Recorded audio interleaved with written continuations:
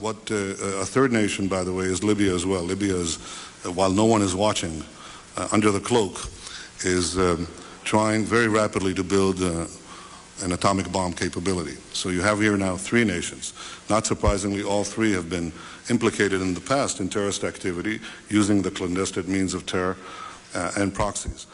Now, the question that you ask, I think, is vital. It's important, and that is, what do you do about it?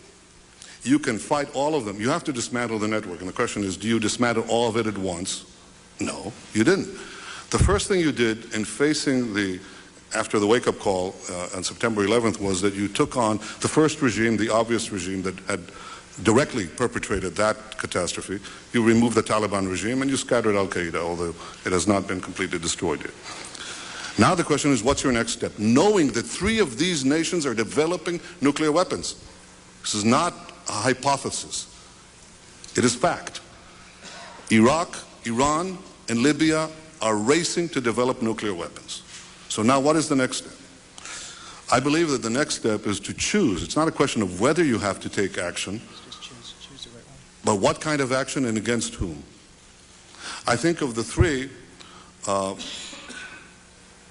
Saddam is probably in many ways a linchpin, because it is possible to take out this regime with military action, and the reverberations of what happens with the collapse of Saddam's regime could very well create an implosion in a neighbor regime like Iran, for the simple reason that Iran has, I don't want to say a middle class, but it has a very large population that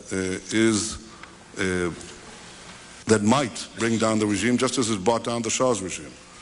So I think that the choice of going after Iraq is like removing a brick that holds a lot of other bricks and might cause this structure to crumble. It is not guaranteed. The assumption of regime removal in Iraq, an implosion in Iran, an implosion in Libya is an assumption. It is not guaranteed. But if I had to choose, should there be military action first against Iraq or first against Iran, I would choose exactly what the president has chosen, to go after Iraq. Who would you choose second? I would wait and see what the effects are, and I think that the effects could be quite mighty and startling.